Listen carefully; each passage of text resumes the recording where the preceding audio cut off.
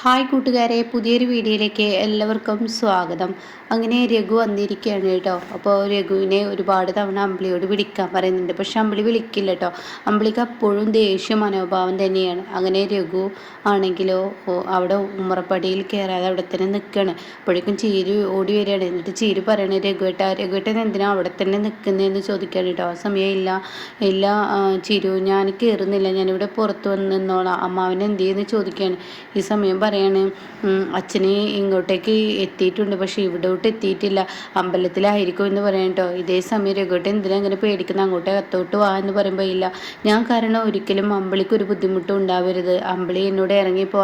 അമ്പിളി ചേച്ചി ഇതൊക്കെ കാണിക്കുന്ന ഒരു ദേഷ്യവും വാശിയാണ്. രഘുവേട്ട അകലും തോറും അമ്പിളി ചേച്ചി അകലും നിങ്ങളുടെ ജീവിതത്തിൽ ഒരു സ്വസ്ഥതയും സമാധാനവും ഉണ്ടാവില്ല, അത് നിങ്ങൾ മനസ്സിലാക്കണം. ആരെങ്കിലും ഒരാൾ വാശി കുറഞ്ഞു കൊടുക്കുക. ലച്ചുമോള് വളർന്നു വരികയാണ്. ആ സമയം രഘു പറയണേ, ഇല്ല, ഇനി ഞാനായിട്ട് അവളെ വേദനിപ്പിക്കാൻ നിൽക്കില്ല, അവൾക്ക് എന്നെ ഇഷ്ടമില്ലെങ്കിൽ ഞാൻ കഴിയുന്നതും അകന്ന് നിൽക്കുക, അതായിരിക്കും നല്ലത്. ഇതേ രഘുവേട്ട, അമ്പിളി ചേച്ചിയുടെ അതേ ഭാഷയിൽ തന്നെ രഘുവേട്ടൻ പോയി കഴിഞ്ഞാൽ അമ്പിളി ചേച്ചി ഇതേ നിലപാടിൽ അങ്ങ് പോകും, പിന്നീട് നിങ്ങളുടെ ജീവിതം കൈവിട്ടു പോകുന്ന അറിയില്ല. അതൊക്കെ പറയുമ്പോൾ രഘു പറയണം, എന്തായാലും അവളുടെ നിലപാട് എന്താണ് അതുപോലെ ഞാൻ ഇനി ആരുടെയും മുന്നിൽ ഞാൻ തലകുനിക്കില്ല, അമ്പിളിക്കൊരു ബുദ്ധിമുട്ടുണ്ടാക്കാൻ പറ്റില്ല. എത്രയെന്ന് വെച്ചിട്ടാ രഘുവേട്ടത്തെ, രഘുവേട്ടൻ്റെയും കൂടി വീടാണ്, അത് രഘുവേട്ടൻ മനസ്സിലാക്കണം. ആയിരിക്കാം നിങ്ങൾക്ക് എന്നും ആങ്ങളായിട്ട് സ്ഥാനത്ത് ഞാനുണ്ടാവും, പക്ഷേ എനിക്കെന്തായാലും അകത്തോട്ട് വരാൻ താല്പര്യമില്ല, അതൊക്കെ അവിടെ നിൽക്കട്ടെ. ചിരു, ഞങ്ങൾ വിനയൻ്റെ അരികിലോട്ട് പോയിരുന്നു എന്ന് പറയട്ടോ. ഈ സമയം എന്താണ്, അയാളും കൂടി അറിഞ്ഞിട്ടാണോ ഇതൊക്കെ കാണിച്ചു കൂട്ടിയതെന്ന് ചോദിക്കുകയാണ് കേട്ടോ. ഇതേ സമയം പറയണം, അത് എല്ലാം വിനയനെ അറിഞ്ഞിട്ടില്ല, ചില കാര്യങ്ങളൊക്കെ വിനയനെ അറിഞ്ഞിട്ടുണ്ട്, ഇങ്ങോട്ടേക്ക് വരാനുള്ള കാരണങ്ങൾ അത് വിനയൻ കൽപ്പിച്ചു കൂട്ടി കൊണ്ടുവന്നതെന്ന് എല്ലാവർക്കും മനസ്സിലായി, പക്ഷേ വിനയനെ കൊണ്ടുവരാൻ അവൻ്റേതായ ഒരു കാരണം പറഞ്ഞു എന്ന് പറയട്ടോ. ഇതേ സമയം ഞങ്ങൾ മക്കളുടെ അടുത്തോട്ട് പോയിരുന്നു, മക്കൾ നല്ല സുഖമായി ഉറങ്ങുകയാണ്. അപ്പോൾ ഉടൻ തന്നെ രാത്രിയിലാണോ മക്കളുടെ അരികിലോട്ട് പോയത്? അല്ല, പകല്. അവർക്ക് എന്തോ ജലദോഷം ചുമയൊക്കെ ഉണ്ടെന്ന് പറഞ്ഞത്, അപ്പോൾ അതിൻ്റേതായ ഒരു ക്ഷീണവും കാര്യങ്ങളൊക്കെ ആയതുകൊണ്ട് അവർ നല്ല ഉറക്കത്തിലാണെന്ന് പറയട്ടോ. ഇത് കേൾക്കുന്ന ചീര് പറയണം, അങ്ങനെ എൻ്റെ മക്കൾ പകൽ ഉറങ്ങില്ലല്ലോ, എത്ര വയ്യെങ്കിലും അവർ പകൽ ഉറങ്ങുന്ന മക്കളല്ലല്ലോ. രഘുവേട്ട അവരെ വിളിച്ചു നോക്കിയില്ലേ, ഞങ്ങൾ അവിടെ പോരാൻ നേരം ചീരു കുഞ്ഞുങ്ങളെ കാണാതെ സത്യത്തിൽ അവിടെ നിന്ന് പോരാൻ നിൽക്കുകയായിരുന്നു. ആ സമയമാണ് കുഞ്ഞുങ്ങൾ കരഞ്ഞത്, പക്ഷെ ഞങ്ങൾ അവിടെ ചെന്നപ്പോൾ കുഞ്ഞുങ്ങൾ നല്ല തളർന്ന് ഉറങ്ങുന്നത് പോലെ നല്ല ഉറങ്ങാന്ന് പറയട്ടോ. ഇത് കേൾക്കുന്നത് ചിരുവിന് എന്തൊക്കെയോ ഒരു പന്തികേട് തോന്നുകയാണ്. അപ്പോൾ ചിരു ഇങ്ങനെ മൗനമാമോ, എന്താ ചിരു, എന്തെങ്കിലും പ്രശ്നമുണ്ടോ, എന്തോ കേട്ടാ, എനിക്ക് എന്തൊക്കെയോ ഇതിലൊരു മിസ്റ്റേക്ക് തോന്നുന്നു, അയാളുടെ അടുത്തായതുകൊണ്ട് എൻ്റെ കുഞ്ഞുങ്ങൾക്ക് വല്ല ആപത്തും എന്നൊക്കെ ഇങ്ങനെ ചോദിക്കുന്നുണ്ട് കേട്ടോ. ഇതേ സമയമാണെങ്കിലോ ഇന്ദ്രൻ മണിയോട് പറയണം, ഞാൻ പോവാണെന്ന് പറയണേ. ആ സമയം മണി, ഇന്ദ്രട്ട എന്തെങ്കിലും പ്രശ്നമുണ്ടോ എന്ന് ചോദിക്കുമ്പോൾ, ഇനി നിൻ്റേതായ ചോദ്യവും പറച്ചിലും മതി, ഞാൻ ഇനി കടയിൽ നിൽക്കുന്നില്ല, ഇനി നോക്കിക്കോ ബാക്കി കാര്യങ്ങൾ എന്ന് പറഞ്ഞിട്ട് അവിടെ നിന്ന് ഇന്ദ്രൻ പോവാണ്. പിന്നീട് തൻ്റെ വീട്ടിലോട്ട് ചെല്ലുകയാണ് കേട്ടോ. ആ സമയം ഇന്ദ്രൻ തിരികെ വരുന്നത് കാണുമ്പോൾ സുശീലയ്ക്ക് മനസ്സിനൊരു ആശ്വാസമാവുകയാണ് കേട്ടോ. കാരണം ഇന്ദ്രൻ്റെ മനസ്സമാധാനം നഷ്ടപ്പെട്ടല്ലോ, അത്രേ വേണ്ടുള്ളൂ. താൻ ഇത്രയും കാലം മനസ്സമാധാനം നഷ്ടപ്പെട്ട് അലിഞ്ഞ് തിരിയുമ്പോൾ ഇന്ദ്രൻ തന്നെ ഒന്ന് തിരിഞ്ഞു നോക്കൊന്നും ചെയ്തിട്ടില്ലല്ലോ. അപ്പോൾ ആ ഒരു ഇതോടുകൂടി സുശീല നിൽക്കുകയാണ് കേട്ടോ. അതേസമയം അനുപമ വന്ന് ചോദിക്കുകയാണ്, എന്താ ഇന്ദ്രേട്ട തിരികെ പോകുന്നത്, അനു നീ ഒന്ന് സ്വസ്ഥമായ മനുഷ്യനെ ഇവിടെ ഇരിക്കാൻ സമ്മതിക്കുമോ? അപ്പോഴേക്കും അങ്ങോട്ടേക്ക് സത്യനും ഷാമും അതുപോലെ തന്നെ സോനയൊക്കെ വരികയാണ്. എന്താ ഇന്ദ്രേട്ട എന്ന് ചോദിക്കുമ്പോൾ, ആ വിനയനും ധനനും ഇല്ലേ, അവർ രണ്ടുപേരും ഇന്ന് എന്നെ കാണാൻ വേണ്ടി അങ്ങോട്ടേക്ക് വന്നിരുന്നു. അപ്പോൾ സുശീല മറഞ്ഞു നിന്ന് കേൾക്കണം കേട്ടോ. ഇത് കേൾക്കുന്നതിനോട് കൂടി സുശീല എന്താ പറഞ്ഞതെന്ന് അറിയാൻ, ഞാൻ എല്ലാം മറന്ന് ജോലിയിലോട്ട് നിൽക്കുകയായിരുന്നു, പക്ഷെ അവരെന്നോട് പറയുകയാണ്, ഞാൻ കാരണമാണ് നിങ്ങളെല്ലാവരും ഇന്ന് ഈ നിലയിലെത്തിയതെന്നും അതുപോലെ തന്നെ എൻ്റെ അമ്മ എന്ന് പറയുന്ന സ്ത്രീയെ വലിച്ച് മുറ്റത്തോട്ടിടായിരുന്നില്ല, അവരെ വീട്ടിൽ നിന്ന് ഒഴിവാക്കായിരുന്നില്ല, ഇത്രയും കാലം വളർത്തി വലുതാക്കിയ ഒരു അമ്മ എന്ത് ക്രൂരതയാണ് നിന്നോട് ചെയ്തത്, ഇന്നിപ്പോൾ നിൻ്റെ അമ്മയല്ലെന്ന് പറയുമ്പോൾ അവർക്ക് എല്ലാ സൗഭാഗ്യങ്ങളും കൊടുക്കണം, നിൻ്റെ വീടല്ലേ എന്നൊക്കെയുള്ള വാക്കുകളാണ്, അതെന്നെ വല്ലാതെ വേദനിപ്പിച്ചു എന്ന് പറയട്ടോ. ആ സമയം സുശീല ഒന്ന് പകച്ചു പോയിട്ടോ. അപ്പോഴേക്കും സത്യം പറയണേ, ഇന്ദ്രട്ട ആ ധനേട്ടൻ പറഞ്ഞത് തന്നെയാണ് ചെയ്യേണ്ടത്, അമ്മയെ അങ്ങനെയൊക്കെയുള്ള ചെയ്തു കഴിഞ്ഞാലാണ് ആ അമ്മ ഒന്ന് നേരാകത്തുള്ളൂ.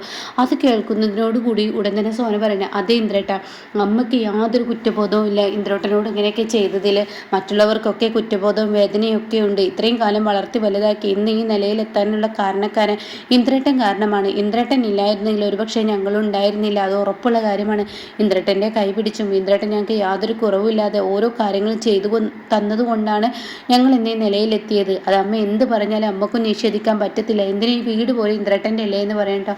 ആ സമയം സുശീല ഒന്ന് പകച്ചു പോകണം, ഈശ്വര എല്ലാം ഞാൻ കൈവിട്ട് പോവാണല്ലോ, ഇവന്മാർ എൻ്റെ മക്കൾ തന്നെയാണോ എന്ന് സുശീല ചിന്തിച്ച് പോവാണ് കേട്ടോ. ഇതേ സമയം സുശീലക്കാണെങ്കിലോ ഇങ്ങനെ മനസ്സിലൊരു ഉൾഭയം വന്നു തുടങ്ങുകയാണ്. തൻ്റെ ഉള്ളിലൊരു പേടിയൊക്കെ വന്നു തുടങ്ങുകയാണ് കേട്ടോ. ഈശ്വര, എല്ലാം ഇനി എന്താവും എന്നുള്ള ആ ഒരു പേടി വരികയാണ് കേട്ടോ. അപ്പോൾ സോന പറയുന്നുണ്ട്, ഇന്ദ്രേട്ടാ, ധനനും വിനയനും പറഞ്ഞതിൽ യാതൊരു കുഴപ്പമൊന്നുമില്ല.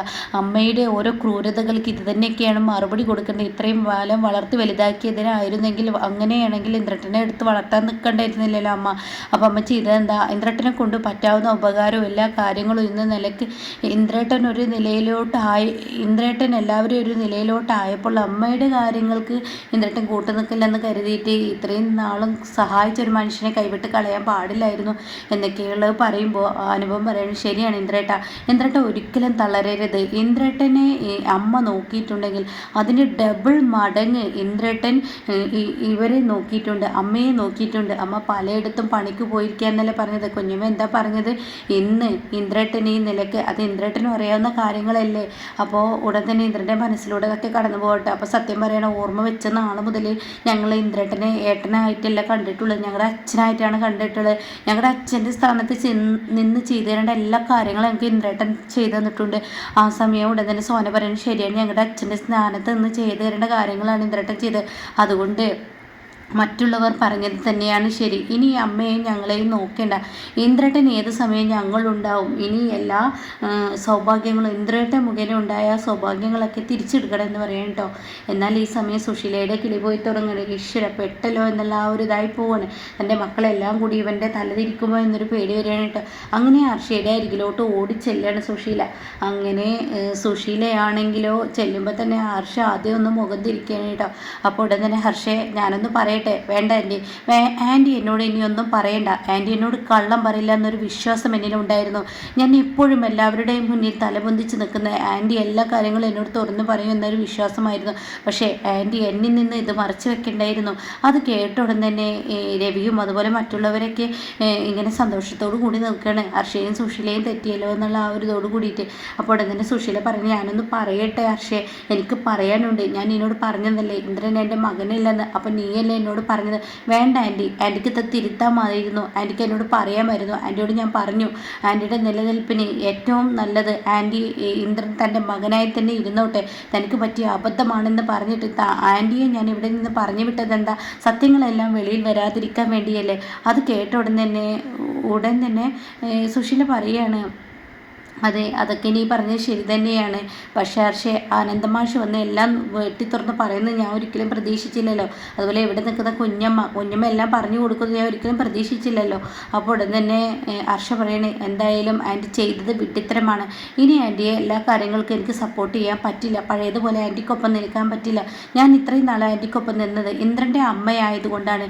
ഇനിയിപ്പോൾ ഇന്ദ്രൻ അമ്മയുടെ വാക്കുകൾക്ക് വല്ല വിലയും നൽകുമോ എന്ന് പറയാൻ പറ്റില്ല. അത് പറയാനാണ് ഞാൻ വന്നത് ഹർഷേ.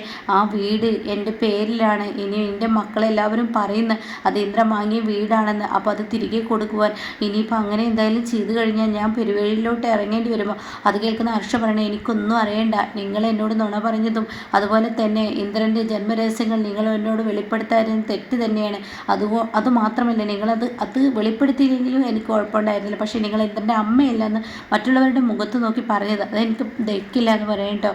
അങ്ങനെ ഈ സമയം ഹർഷ സുശീലയുമായി പിണങ്ങുമ്പോൾ സുശീലയുടെ മനസ്സൊന്ന് പിടിവിട്ട് പോവാണ് കേട്ടോ. ഇതേ സമയം കുഞ്ഞമ്മയെ കാണാണ്. കുഞ്ഞമ്മയോട് പറയണേ, നിങ്ങൾക്കിപ്പോൾ മനസ്സമാധാനമായില്ലേ? ഞാനാണോ മനസ്സമാധാനം കളഞ്ഞത്? എൻ്റെ സുശീലയെ, നീ ചെയ്യുന്നത് നിൻ്റെ കുഴിയിലോട്ടുള്ള ഓരോ ദിവസവും നീ എണ്ണപ്പെട്ടും കൊണ്ടിരിക്കുകയാണ്. കാരണം എന്താണെന്ന് അറിയോ? നീ എല്ലാ സുഖസൗകര്യങ്ങളോടും കൂടി ജീവിച്ച നീ ഇന്ന് വരെ സുഖസൗകര്യങ്ങൾ ജീവിച്ചത് ഇന്ദ്രൻ കാരണമാണ്. നാളെ നിനക്കത് നഷ്ടപ്പെടാൻ പോവാണ്. നീ ഒരു മരണം മുന്നിൽ കണ്ട് ജീവിച്ചിരുന്ന ഒരു വ്യക്തിയാണ്. നിൻ്റെ സത്യനും സോനക്കും കുഞ്ഞുമായി ജീവിക്കാൻ യാതൊരു വഴിയില്ലെന്ന് കാണുമ്പോൾ നിൻ്റെ മകനാണ് നിന്നെ ഇന്ന് ഈ ലെവലിലോട്ട് എത്തിച്ചത്. നീ വളർത്തിയ മകൻ, ആ മകനെ നീ തള്ളി പറഞ്ഞിട്ടുണ്ടെങ്കിൽ ഈശ്വരന് നിന്നെ കൈവിട്ടു എന്ന് നീ മനസ്സിലാക്കിക്കോ. ഇനി നിനക്കുള്ള ഓരോ ദിവസങ്ങളും അത് നിൻ്റെ ദിവസം എണ്ണപ്പെട്ടു എന്ന് തന്നെ പറയാം.